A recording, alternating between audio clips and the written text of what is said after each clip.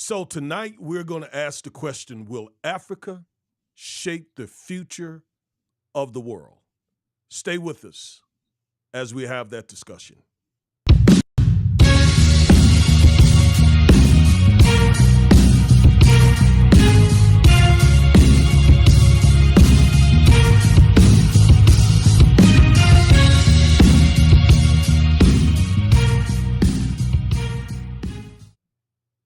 Hello, everybody. I am Attorney Augustus Corbett, aka the Minister of Justice, and with me I have, Attorney Chloe Corbett, aka the Duchess of Justice. and together we are the Defiant Lawyers. Each and every week, sometimes twice, three times a week, we bring you a legal analysis of trending politics, policies, personalities, and pop culture to empower you with the information you need to defy an unjust legal system. If you're not a subscriber, please subscribe. Also, share, like, comment, engage with us, especially on this very, very important topic. Will Africa or how Africa will shape the future? First of all, let me apologize.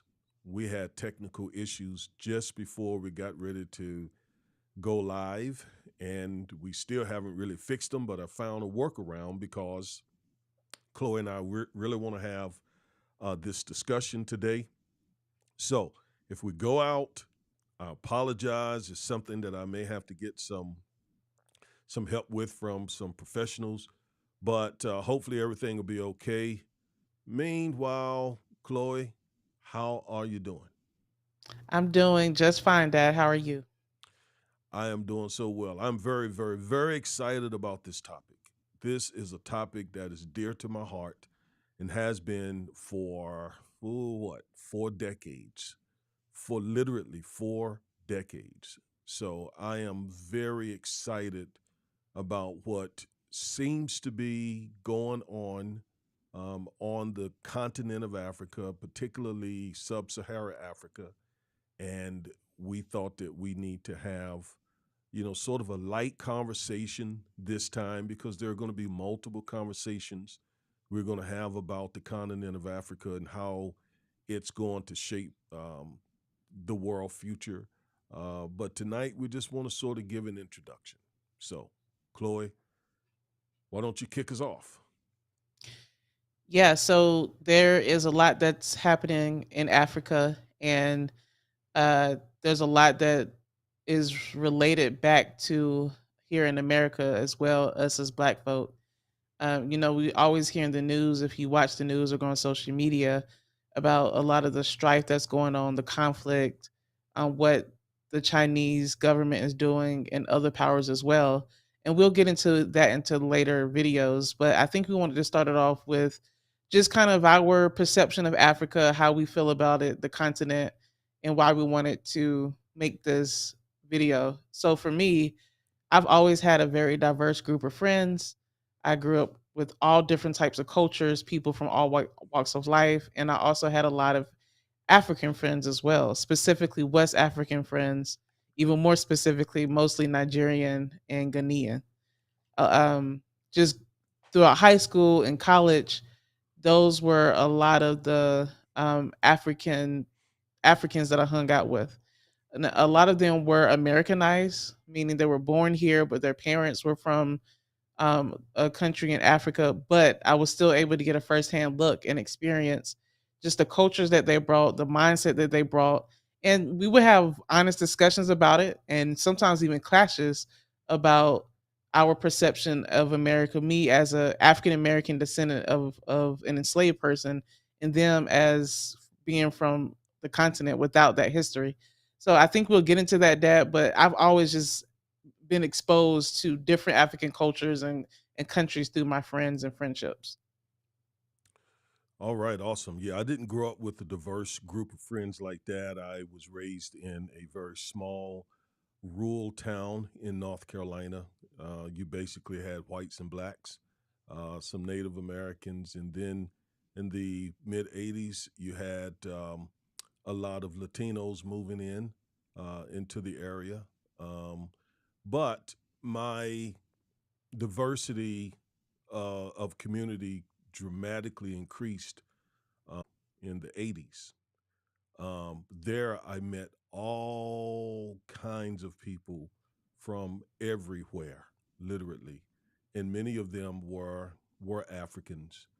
My undergrad major was chemistry, and a lot of Africans would major in the sciences, engineering, chemistry. And so I had a lot of friends and classmates from Africa. And Chloe, it was really at ENT that I really I became a Pan Africanist. Okay, and I mean I am today 4 decades as a Pan Africanist, and I mean I am really a devoted, committed Pan Africanist. So I think a good place to start is when your mother texts me. So I just want to make sure everything is good. I think a good place to start is by starting with a definition of Pan Africanism. Exactly what is Pan Africanism? When I say I'm a Pan Africanist and a very devoted, committed Pan Africanist, here is what I mean. Let me put this definition on the screen.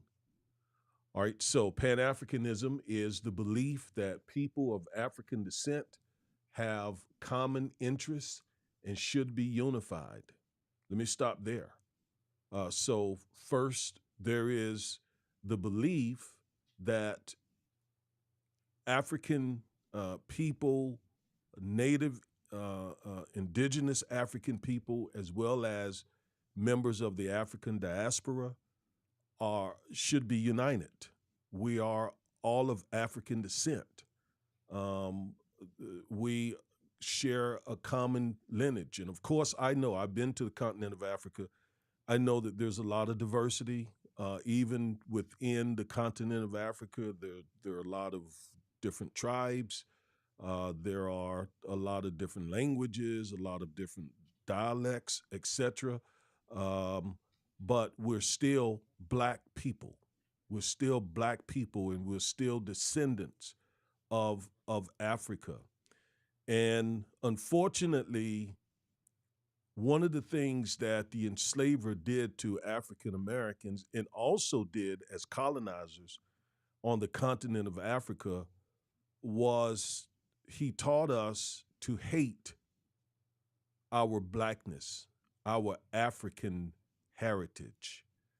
He taught us that Africans, indigenous Africans, are, from the jungle and are unsophisticated, uncivilized.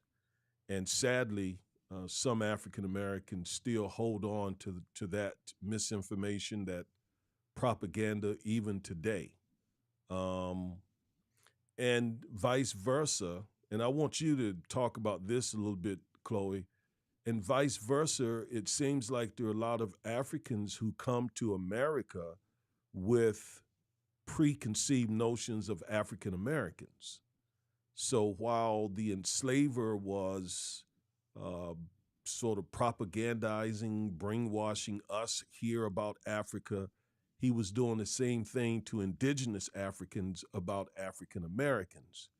And so, unfortunately, there seems to be a divide and a gulf between African Americans and Africans who come here. That's not always true, but it seems to be true in far too many situations. But it was in college that I committed myself to becoming a Pan Africanist. So if we go back to the definition here, Pan Africanism is the belief that people of African descent have common interests and should be united. Historically, Pan Africanism has often taken the shape of a political or cultural movement. There are many varieties of Pan Africanism. In its narrowest interpretation, Pan Africanists envision a unified African nation where all people of the African diaspora can live. In more general terms, Pan Africanism is the sentiment that people of African descent have a great deal in common, and a fact that deserves notice and even celebration. Um, I, I like the definition. Um, and I'll give it back to you. Let me just say that as a Pan Africanist, I believe that black people, no matter where we are, will never be respected and can never reach our fullest potential until the continent of Africa, particularly sub-Saharan Africa, where most of the black folks live, is unified, independent, and prospering. That's when we here in America will get our respect.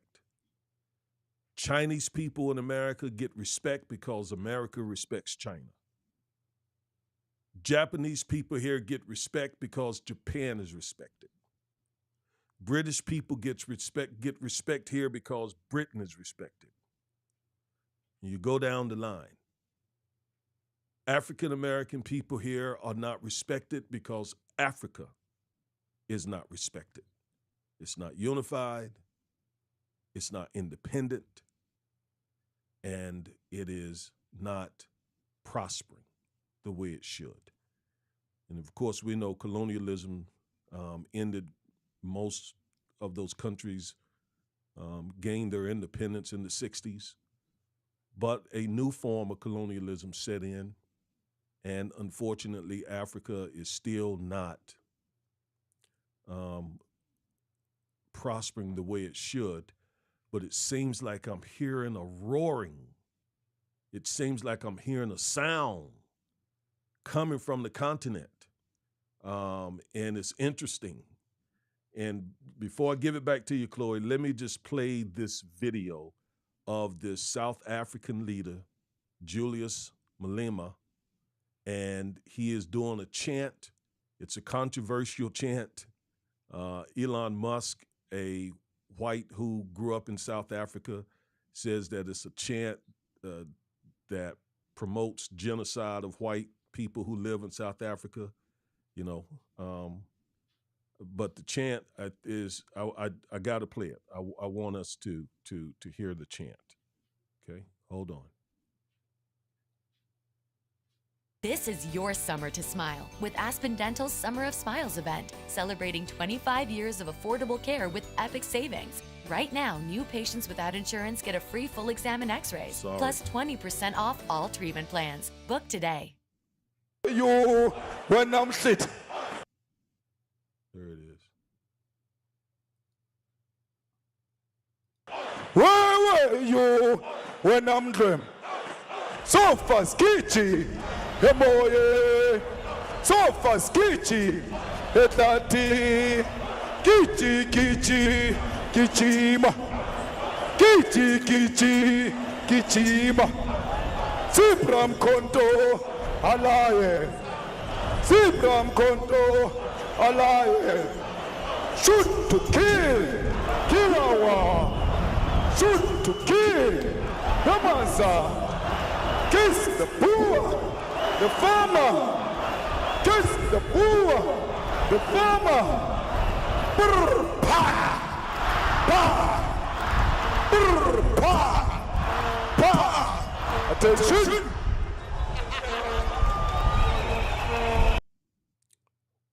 Very interesting.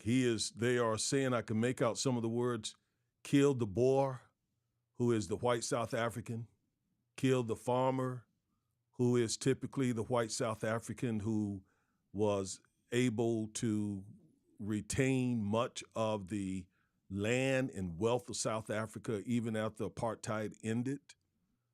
So there is a growing desire of the black South Africans to regain that wealth, that land.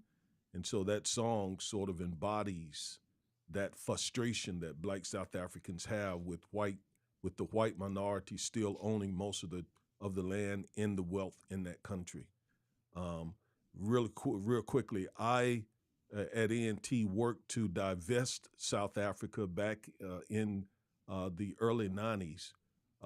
We at ANT In fact, Jonathan Jackson, Jesse Jackson Jr., and I went to college together.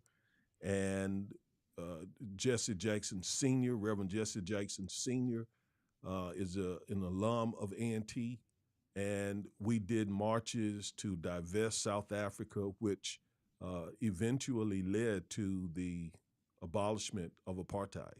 So that's how far I go back, and that's how deep I go into the Pan Africanist movement. All right. So I have a lot of thoughts about this topic. First, I want to start with a couple observations and then give my personal thoughts. From what I can tell, the Pan African movement started, after the civil rights movement of the 60s, and then you go into the 70s, where Black people, we were looking to embrace even more our African heritage and connect with our Africanness, by wearing the dashikis, by embracing our natural hair, all of that, which I love, which I completely agree with, and think that we do need to continue to be connected to our Africanness and really working to to ensure that the continent of Africa succeeds. Because I do agree that our perceptions as African Americans is tied to what is happening on the motherland and the continent. What I've observed being a millennial and, you know, a, a middle millennial, from other millennials as well as Gen Zers is, and this is just from social media, this is anecdotal. I don't have any numbers about this, but I do feel like there is less of a connection with Africa with people my age and younger, who are African American, and maybe not as much focus as being Pan Africanist and the continent succeeding, etc. I was watching a video a while back on this popular channel on YouTube, and it was a group of Africans, African Americans. They were answering questions and having a dialogue, and they asked this one participant, "How do you feel about the term of African American?"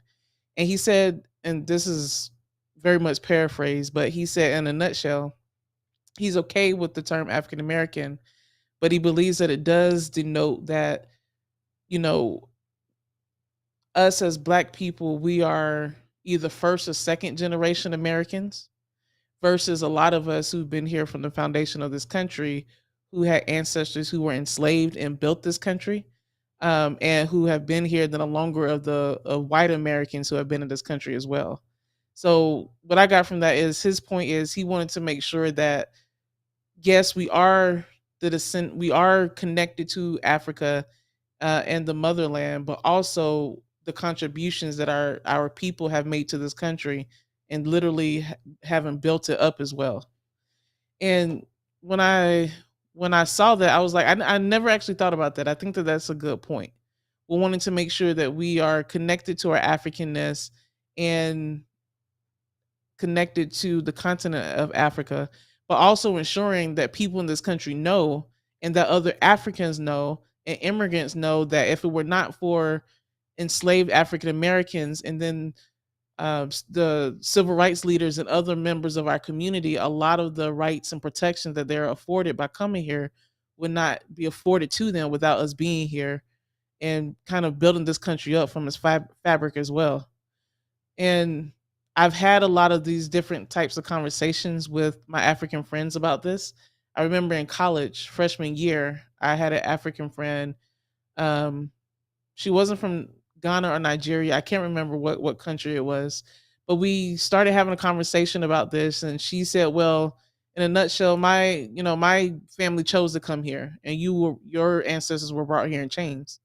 And that really riled me up because if it were not for my ancestors who were brought here in chains, you would not be able to sit here in this class and study and get the education that you're getting now. So I think there's a lot of that back and forth that's going on, and especially a lot of conversations that millennials and Gen Zers are having as well. One final observation is I was listening to this British African woman talk, young lady. She came over to America and she said what she notices that Black people teach her that being Black is a struggle. and she just wants to be seen as a person. So, she came in with this different mindset, not having the historical and systemic racism that African Americans had, African descendants of slaves have had.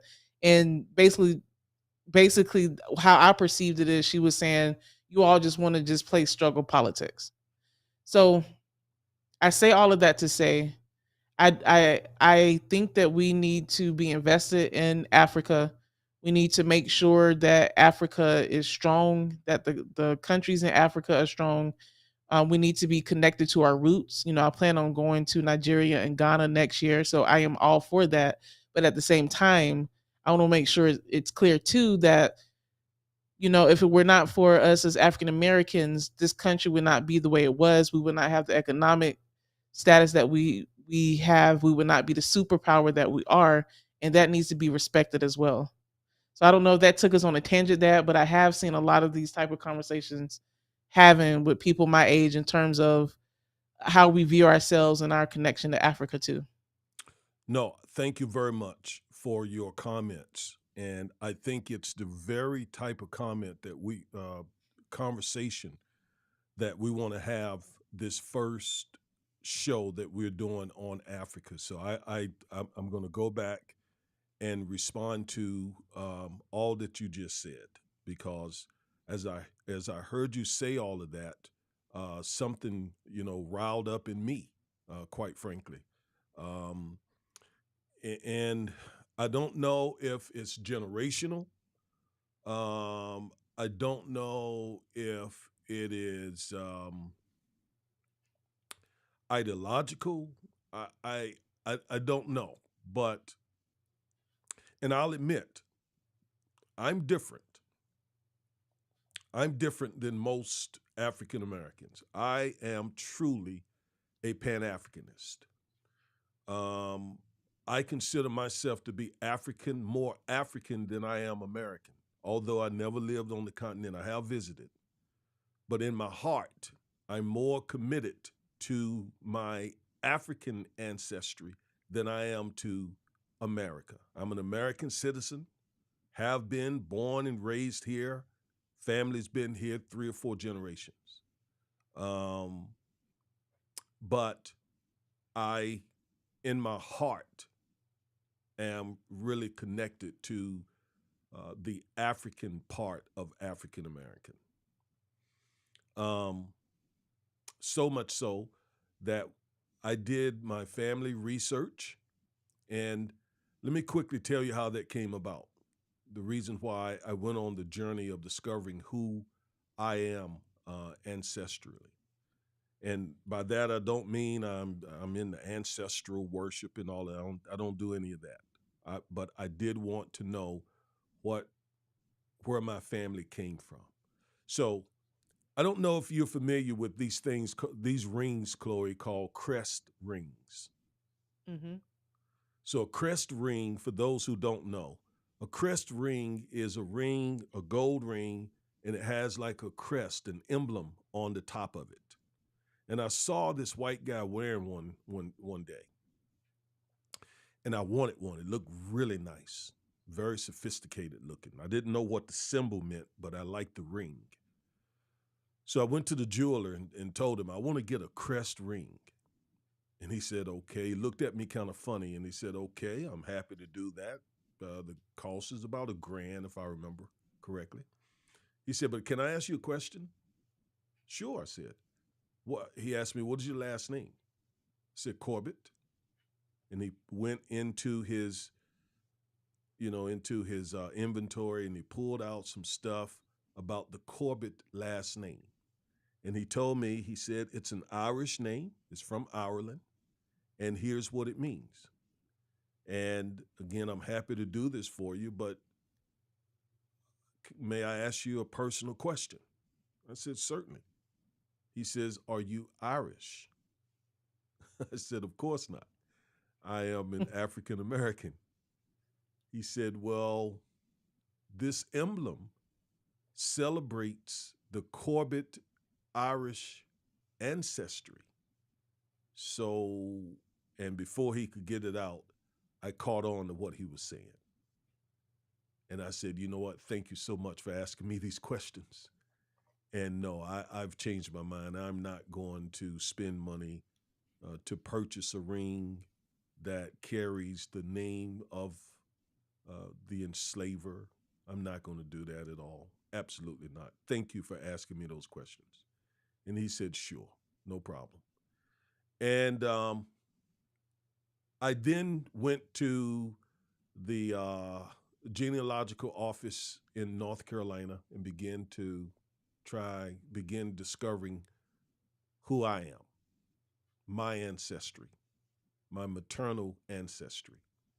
And I was able to go back to my great great maternal grandfather, Thomas Williams, was an enslaved man.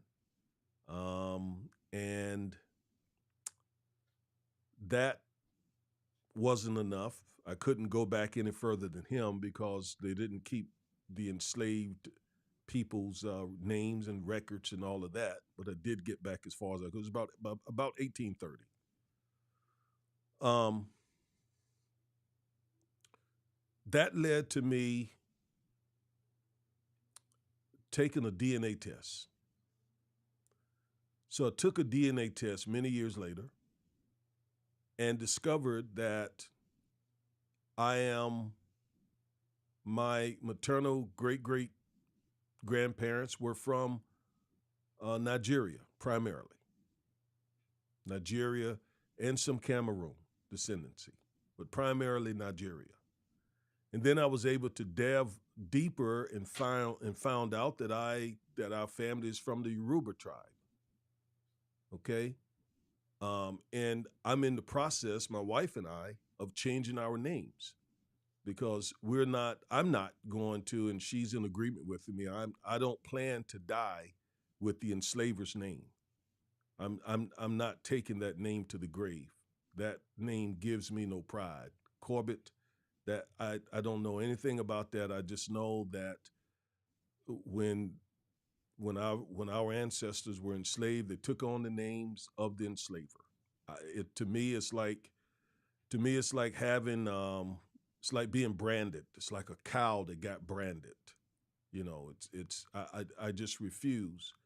I do not plan to die with that name. Um, Now, you said that your generation, you don't know how strong of a feeling it is. It's, anecdotal. I suspect you're probably right about this, though. Don't have as deeper connection, don't feel as deeper connection to Africa as some of us who maybe grew up in the 70s and yes, went through all the dashiki and said loud and black and I'm proud and experienced Jim Crow and all of that. You all didn't experience that, Chloe. I mean, your generation has lived with a black president twice elected, and a um, and a black female vice president. I mean, I never thought I would see that in my lifetime.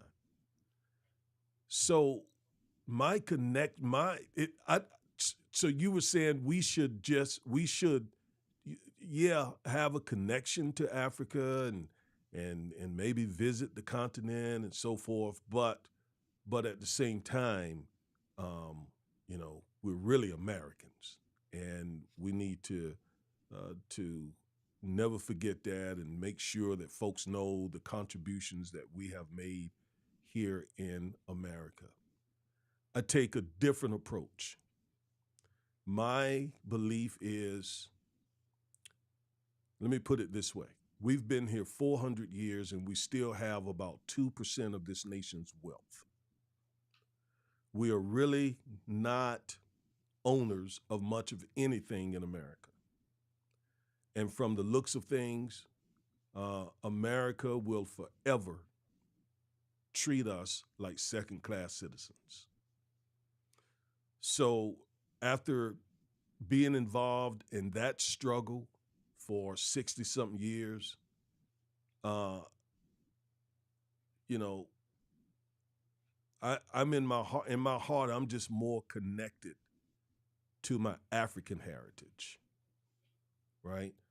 I don't think we should just know about our connection to Africa. I don't think we should just, like, okay, yeah, we're connected to Africa, but it's I think we need to go much deeper than that. I think we need to champion Africa. I think we need to love Africa. I think we need to support Africa. I think we need to be involved in the total liberation, unification, and independence of Africa. Because again, until Africa is respected, is prospering, is powerful, blacks around the world will never be respected. And right now, blacks around the world are not respected. We're not respected in Europe. We're not respected in America. We're not respected in the Middle East. We're not respected in Arab nations. We're not respected in Asian nations. We're not respected in Latino nations. We aren't respected anywhere.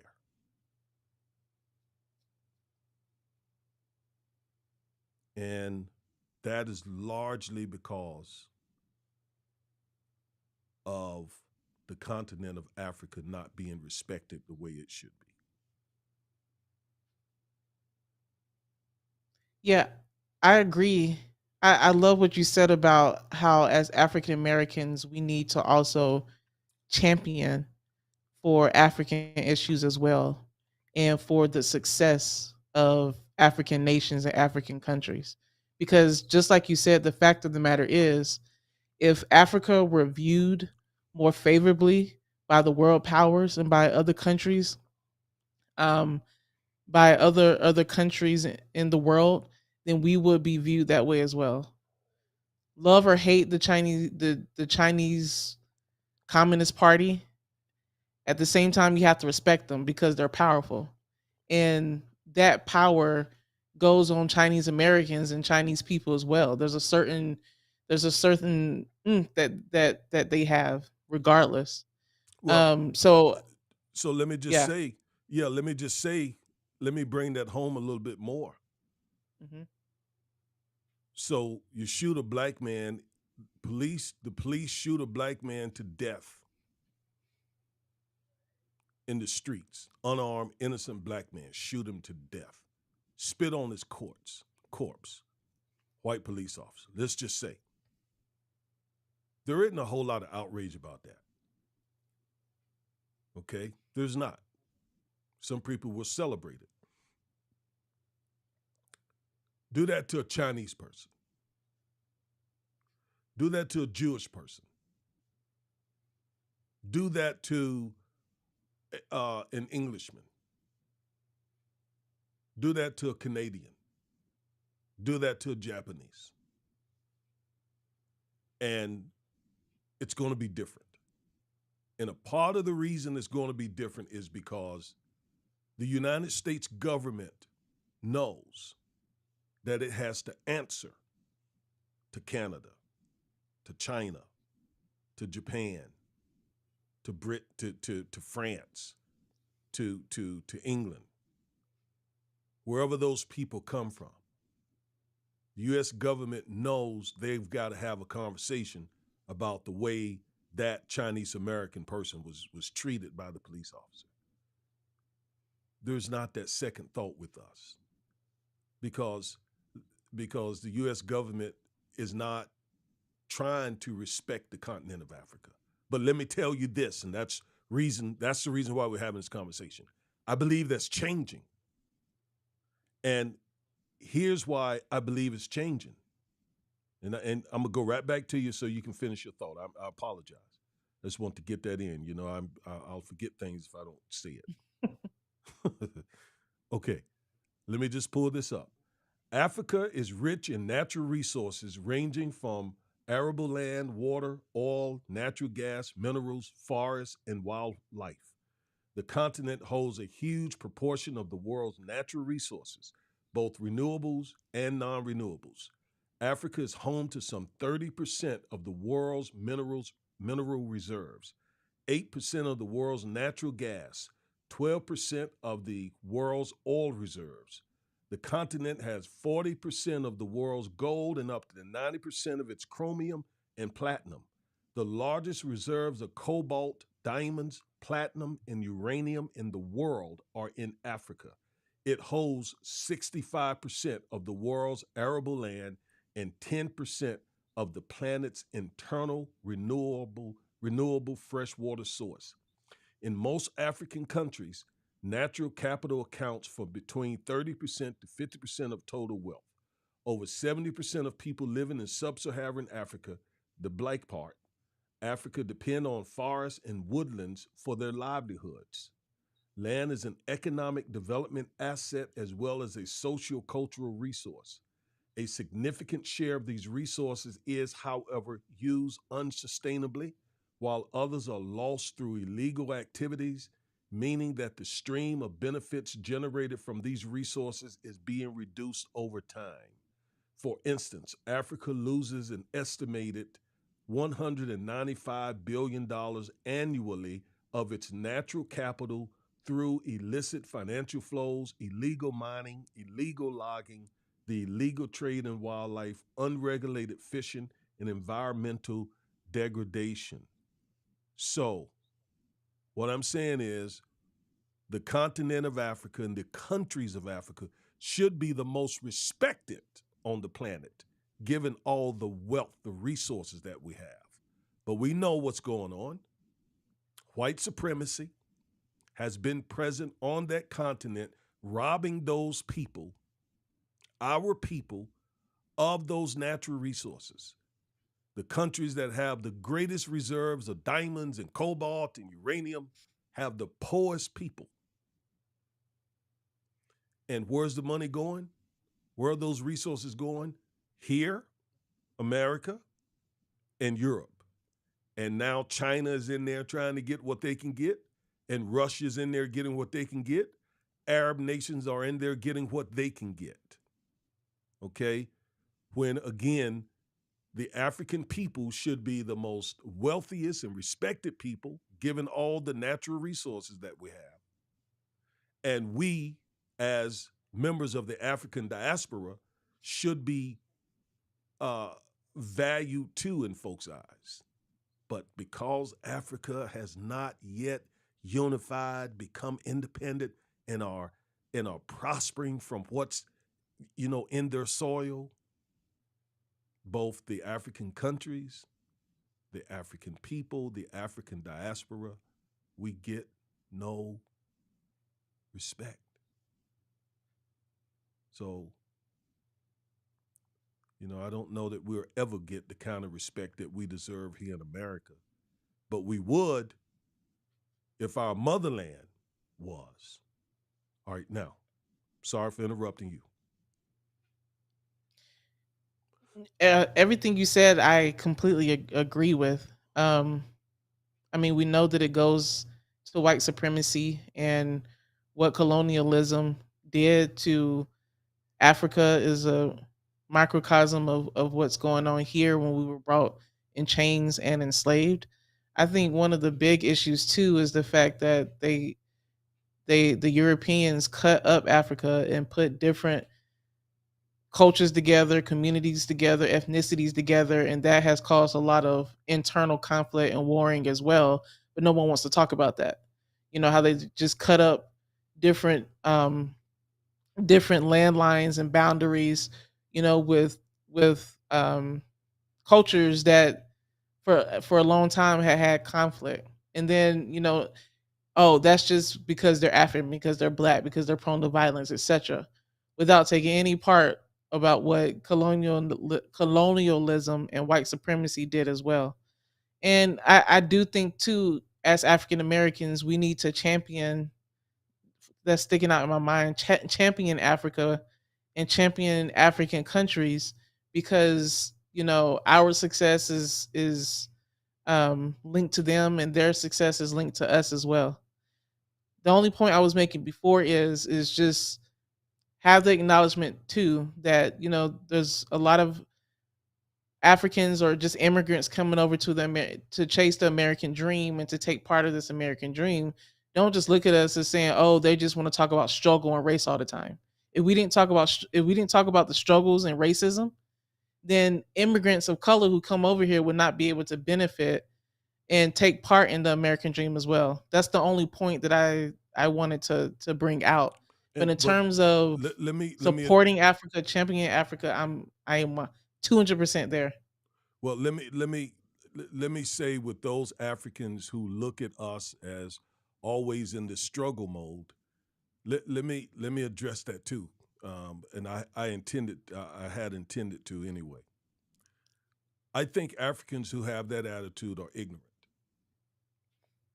Okay, and how can they say we're always in a struggle attitude when white supremacy has dominated the entire continent of Africa,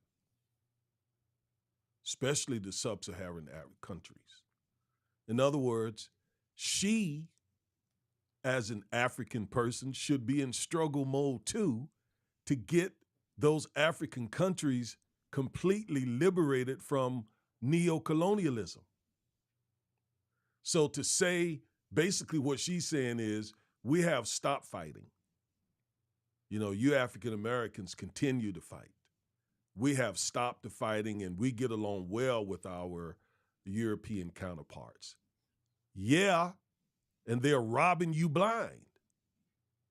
They are stealing from you like crazy. Imperialism, that's what Julius Malema was singing about. That's the frustration in Africa. The young generation over there know that they ought to be much more wealthier than they are with all of those resources, but they know the imperialists and others have been robbing them, the colonialists. And so when she talks about being an African British person, that the African American is always in this struggle mode, well, yeah, because the fight continues. The fight is very much, again, we only have 1 or 2% of this nation's wealth. There are all kinds of disparities everywhere. There's systemic racism everywhere, structural racism everywhere. And it's true still today in Africa. And by the way, if you go to Britain, you will find that African people are on the bottom there too. And in France and Spain, right? Portugal, right? Go throughout the European continent, and where will you find black folks? On the bottom. So why are they not struggling for full equality? Yeah.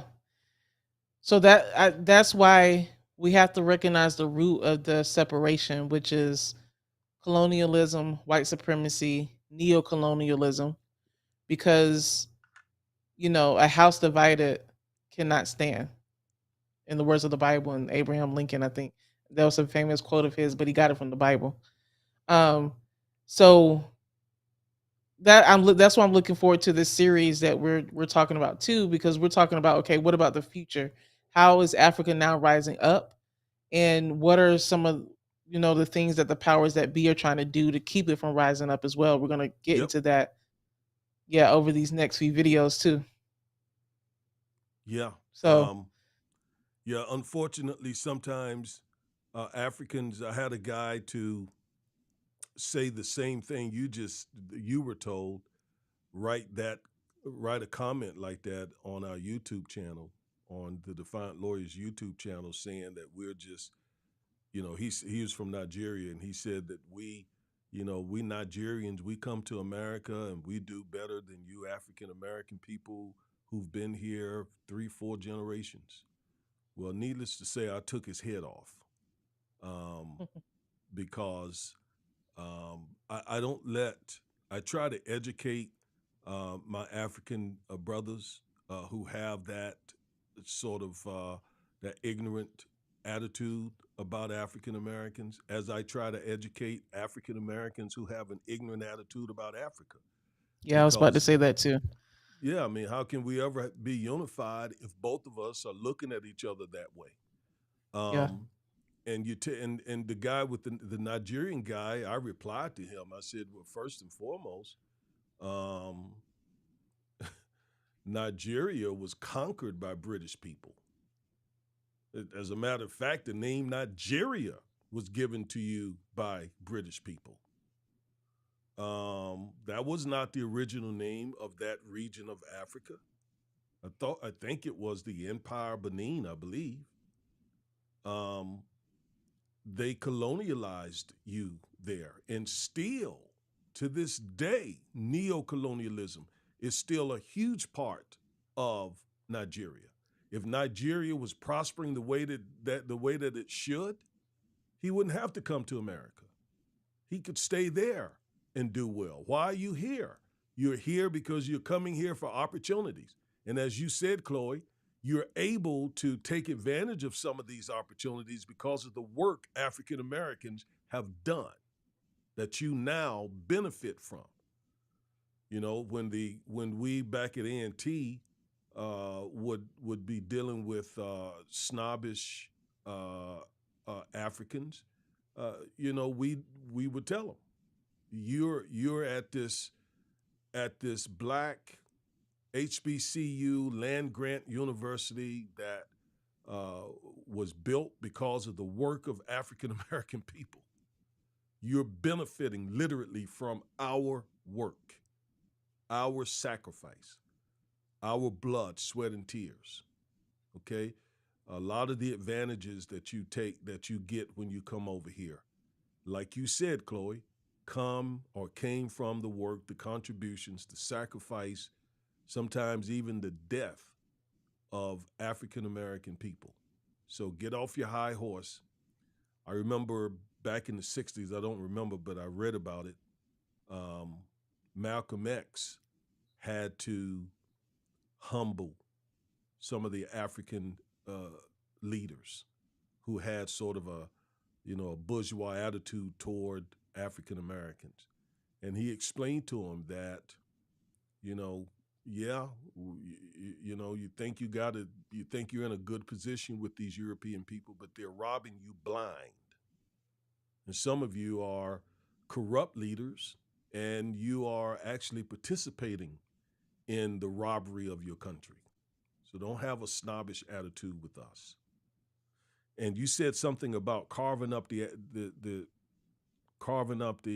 the continent.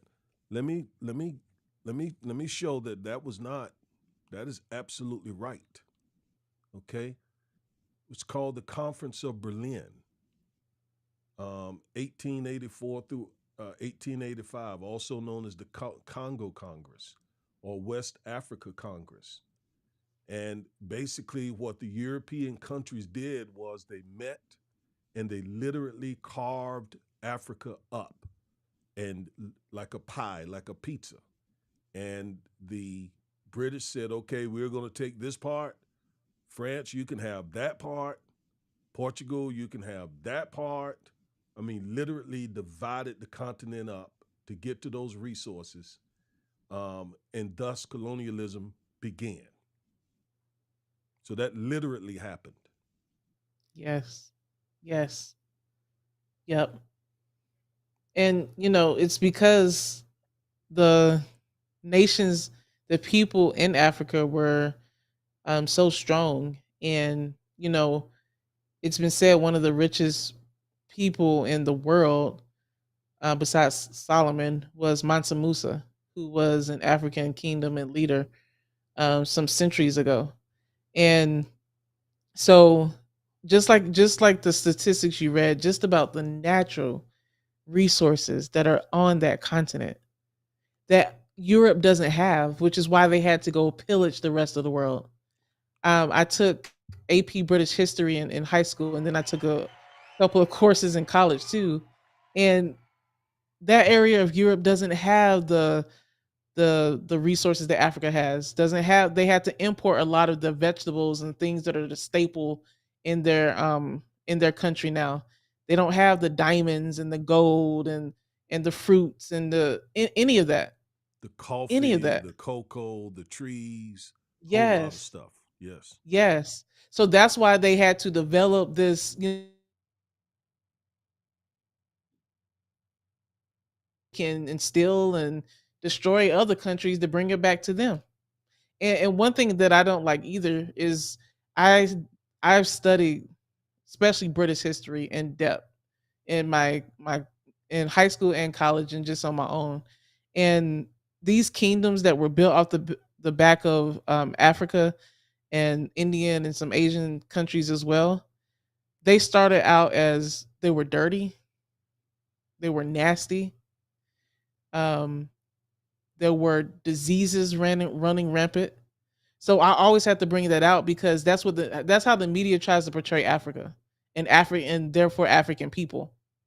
When if you go back and read about just how unhygienic a lot of these European, kings and palaces were, and then they attempted to portray Africa like that as well, the hypocrisy is just, I mean, it's just is blatant. So again, especially the British, they would not have the resources and the money and all of that if they did not have to go out and steal to get the resources that that area of Europe doesn't have. And when I heard you say you studied British history, in high school, college, etc., it made me think about how states like Florida and Texas are trying to rewrite history now. Yep. Um, with a bunch of lies, rewriting history, and we got to do a show soon on how Florida has even brought in the Prager University to teach. I mean, It's Prager. horrible. it's Ugh. I it watched some of takes their it takes videos, you. Dad.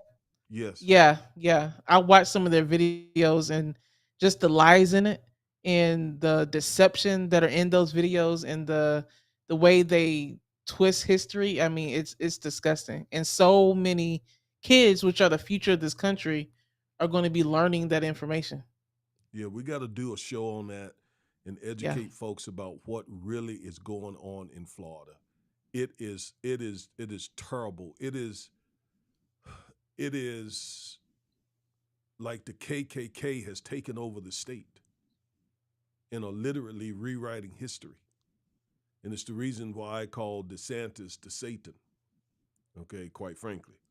Um, but Africa, I believe, it seems like the people in Africa are saying, we want our stuff. We're tired of you all stealing our stuff. And guess what? They're talking to America as well. America is Yeah. going to have to change its policies and abandon its white supremacist approach to Africa. That has been sort of the policy of the American government, not necessarily the people, but the American government has had a sort of a white supremacist patronizing attitude toward the continent. And that's going to change because it seems like the countries in Africa, in sub-Saharan Africa, where a lot of the in fact, let me see, let me bring up something here, where a lot of those resources are. Okay, here's a map. So if you look sort of in the middle, like top middle, Mali, Niger, Chad, the Sudan, um, though that area right there, there's a lot of revolutionary activity going on right there now. We're going to talk about it in the future, and it's also right there where there is a lot. The Congo down here, there is a lot of those natural resources that countries around the world depend upon, um, and have been stealing. So we're going to talk about all of that in future shows, okay, as we talk about Africa. But Chloe, I guess we will stop here. Um, You want to play a little game that we didn't discuss this at all, but okay, yeah, in the I'm down. video that I watched, the Africans versus African Americans, they asked the African Americans how What many, if they could name The 10 Prager? African countries. The Prager Oh no, University? no. Oh, okay. This is another video. Mm-hmm. They were talking to Africans and African Americans about various issues, and they asked the African Americans to name 10 African countries. Okay. Let's do it. All right. You want us to do it? Yeah. Okay. I mean, I can do that easily. Nigeria, Nigeria, Benin, Ghana, Ghana, Togo. I Egypt, visited Togo. I visited Ghana. I visited the Gold Coast, the Ivory Coast. That's about 10 there, Ma- isn't it? yeah, Mali, Mali, Chad, Cote d'Ivoire, Chad, Guinea, um, Guinea or Guinea, Guinea, depending on, Cameroon, Rwanda, Gabon, South Africa, Angola, Tanzania, Kenya, what? Libya, Ethiopia, Somalia, Sudan, South Sudan, Libya, Morocco. Algeria. Ooh, I mean, we about named a good number of them. Togo. I named Togo already. Okay, yeah, we did. Tanzania, Yeah, we named Tanzania, Uganda, Uganda, Liberia. Can't forget Liberia. Liberia. Yes. The Central African Republic. Congo, formerly known as Congo. I think we said that. I mean, We named by all of them. There's 50. Oh, we should ask our followers how many countries there are in Africa, but there's 54 guys. yeah, So I just wanted to play that little game. I thought it would be a good way to end the video. yeah. Did we name Kenya? I think we did, yeah. Okay. Zaire? Yeah. Oh, I forgot about Zaire. Yeah. Okay. There you go, guys. A little African geography lesson from the Defiant Lawyers. Morocco? So, yeah, I named Morocco. Oh, okay. All right. Okay, well, that is an introduction to what we're going to be talking about in coming weeks, the continent of Africa. I think the world's going to be talking about Africa because things are popping in Africa. And it's just beginning. It's been in works a long time. But I believe the African people are saying no, no, no. Let me see. I was going to see if I can go back to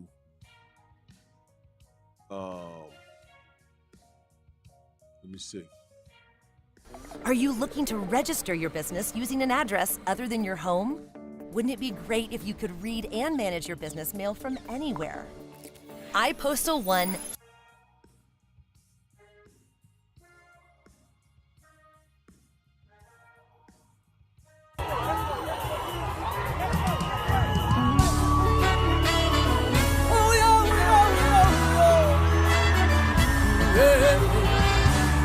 South Africa, you are counted with me. You when I'm sit. Where were you when I'm dream? So fast, Kichi, hey boy, so fast, Kichi, hey daddy, Kichi, Kichi, Kichima, Kichi, Kichi, Kichima, Sibram Konto, Alaye, Sibram Konto, Alaye, shoot to kill, Kilawa. Shoot to kill, Namaza, kiss the poor, the farmer, kiss the poor, the farmer, brr, pa, pa, brr, pa, pa, attention,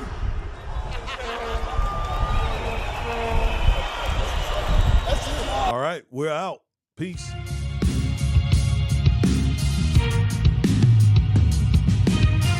That Corbin and Corbett legal team fighting for the rights of the people. That father-daughter team investing in the youth when the system ain't treating them equal. Providing truth for our people, we able to reach them. So anytime you get accused for a crime and Lord knows you ain't do it, we here to get you through it. Exemplifying prudence and glorifying God, making sure your